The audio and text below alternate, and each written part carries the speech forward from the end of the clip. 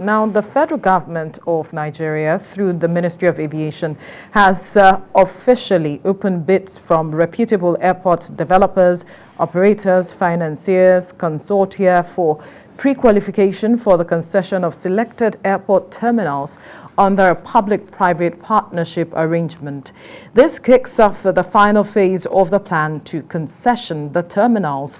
The airports in question are the country's 4 major international airports: Murtala Mohammed Airport in Lagos, the Nnamdi Azikiwe Airport in Abuja, the Port Harcourt, and the Malam Aminu International Airport, Kaduna. Joining me now is aviation consultant and CEO Aglo Limited, Tayo Ujuri. Good morning. Thank you for joining us on TVC Breakfast. Now, this issue of concessioning of the terminals by the federal government has generated divergent reactions across the country, because a lot of persons are seeing it in different light. And we know that even the airport unions have also the aviation unions rather have also come out to react. Sometime, I think last year or a year, 2 years ago, they came out to talk about their concerns with regards to this. But the government is saying that this concessioning is the way to go to, ensure that the airports are alive again, if I may use that word. As a major player, would you say concession in the airport terminals is the way to go?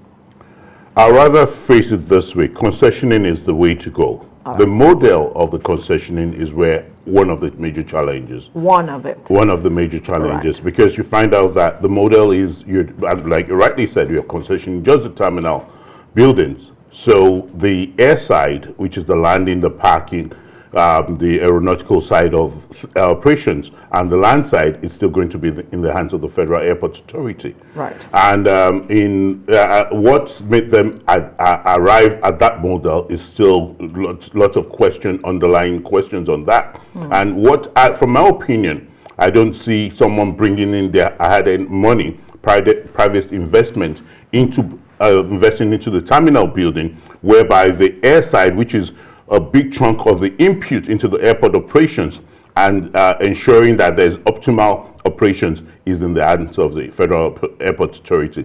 Yes, in fairness to the Ministry of Aviation, they said there will be SLAs. But SLAs, we have hindsight of challenges within this system, whereby both the concessionaire and the principal are not on the same page. So there's a glitch in the system of operations. When you say SLA, what do you mean? Service level agreement. All right. Now, you said this is just one of the concerns. What other concerns do you have?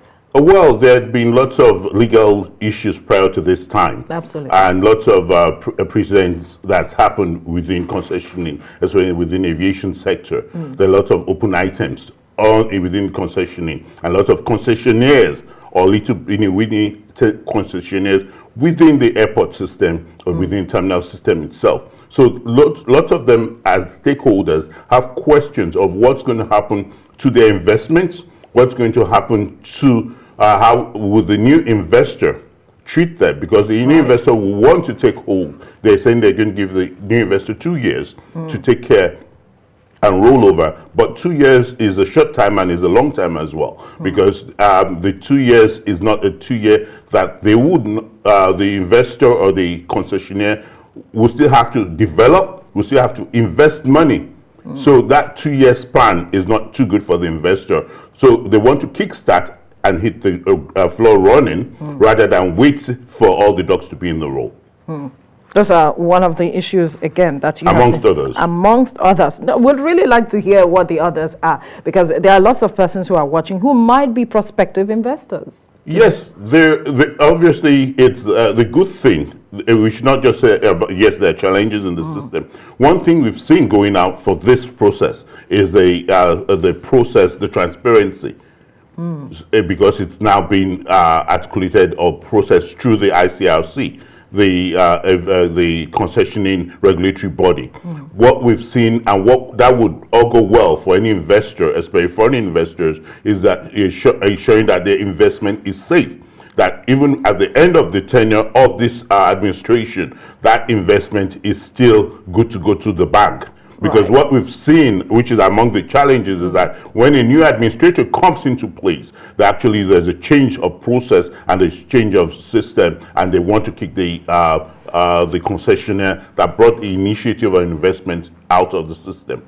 Now, you would recall that sometime earlier this year, I think in May, the House of Representatives came up with a report that the federal government loses up over $90 million annually due to alleged shady deals in concession of local and international wings of the Murtala Mohammed Airport. Now, how do you juxtapose this alongside what the government is trying to do now? If you are losing monies, now you think that going this same way of concessioning is also the way to go. How do we marry both? Well, I tend to want to look into that report deeper because maybe the loss of funds is due to non-automation of the system. But with the seemingly quasi-automated system within the agencies, you find out that there is a transparent process to capture the revenue. It's not foolproof and it's not totally automated. So that could be part of the 90 million that is lost. But within the total concessioning or the concessioning to concessionaires, we find out that are the concessionaires actually paying the full value of what they've actually gotten for government? That's another flip side of the question. Are they paying full value? And even the full value, are they remitting that value to the agency as at when due? Right. Because you look at the time value of money. When I say a concession, I obtain a concession agreement, and I'm not paying as due, that actually affects the bottom line and the cash flow of the agency. So those are the ways to look at it. And those are, once we look at that report, we're able to decipher, is it in the operational part of it, or as when the concessionaire is operational, what are they getting value for money, or it's just a fixed system whereby you get the concessionaire in name and the agency is not getting value for that concession. Now, there are those who are comparing the approach government is using this time around to what transpired in the past sector, and are saying that perhaps those who will be taking up this projects might not be capable of handling it, as we have seen with the past sector, where government had to be coming in at some point to, give them some monies to, fix the challenges financially at the end of the day. Again, there's a flip side, and there's an advantage, a pro to this concession process that the federal government, Federal Aviation, Federal Ministry of Aviation has embarked on, which is, apart from ICRC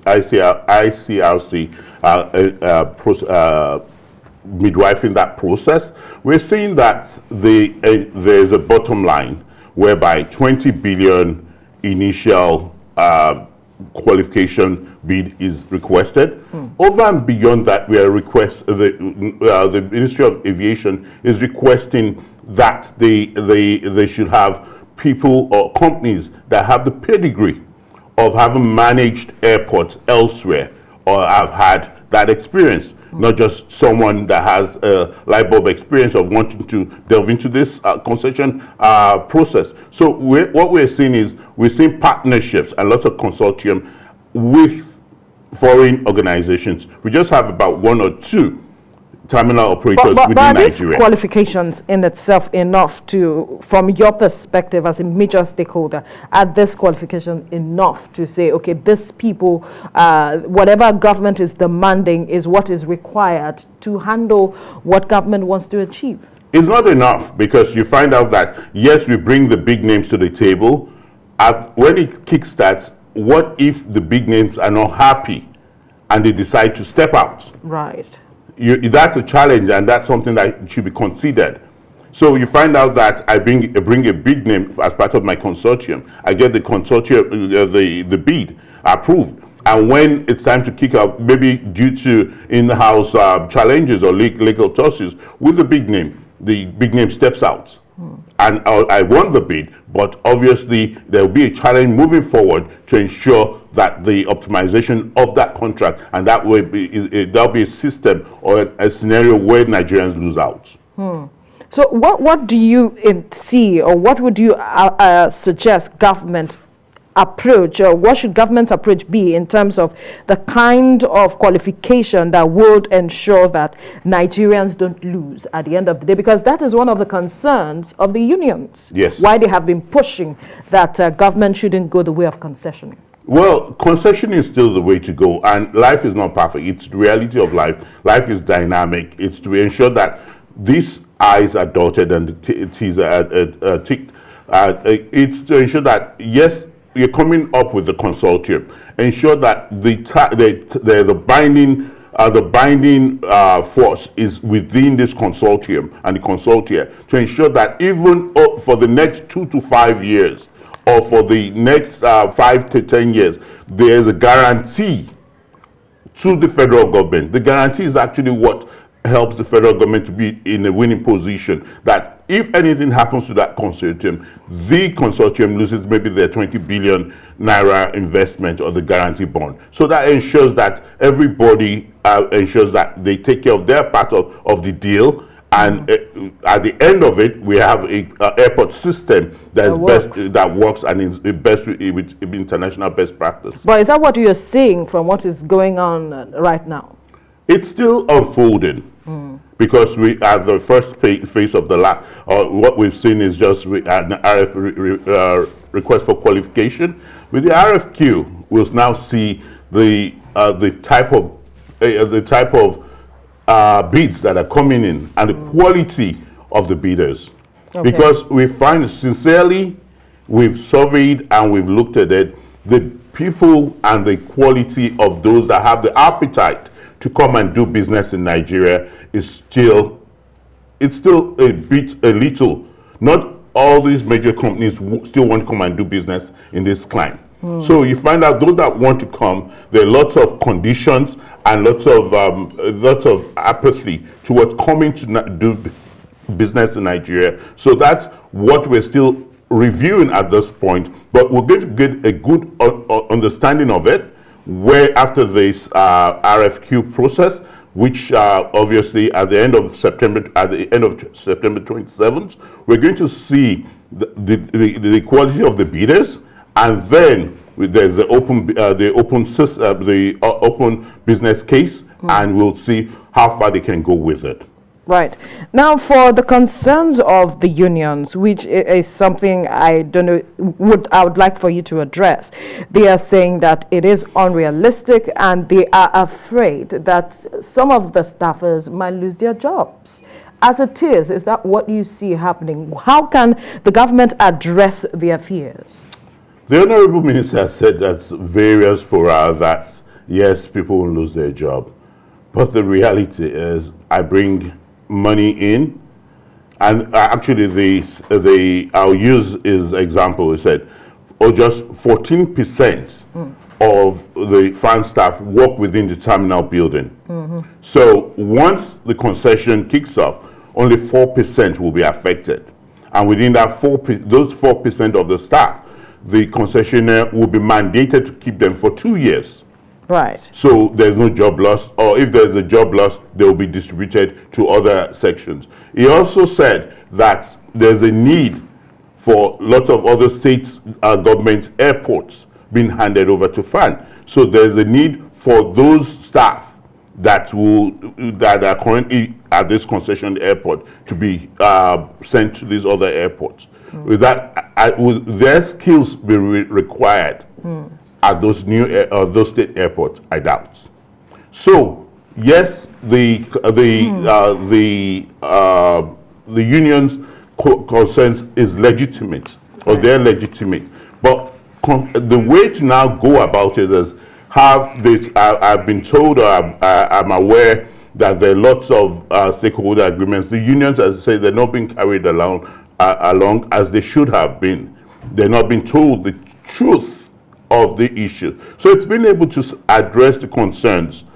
They're very legitimate concerns, because as a private equity investor, all the private equity investor is concerned about, apart from optimizing the value of the investment in improving, they're not going to be concerned about keeping lots of overhead if they don't need to. That's the reality on ground. And it's the other part is let's learn from the lesson learned of what we were still grappling through the MM2 challenges. So what happened there? What are the lessons learned, and how can we move forward from there? Yeah. So those are the questions that government, Federal Ministry of Aviation, and the stakeholders, the union within the aviation sector, need to really sit down, because that's going to affect the temperament or the appetite of the investor to come in to invest in Nigeria. Absolutely. But then, when this is finally done, what do you see? What are the changes you foresee with the aviation sector? I look into the crystal ball and I see upgraded systems. Right. I look into the crystal ball and I see lots of seamless facilitation, compliance with security, and ensuring that the ambience of the airport is actually in line with best international practice. Because airport is not just an airport. Right. Airport actually brings a lot of factors with it, ensuring that there's on-time departures, you arrive and you have a feel of even taking selfies that this is Lagos Airport. This is not what the smell, the engineering, ensure that the baggage is picked up within 5 minutes of arrival. All these things help to ensure that the passenger and the users of the airport feel so good using the airport at any time, any point in time. All right. We'll leave the conversation here now. Aviation consultant and CEO, Aglo Limited, Tayo Ujuri. Thank you so much for your time. My pleasure.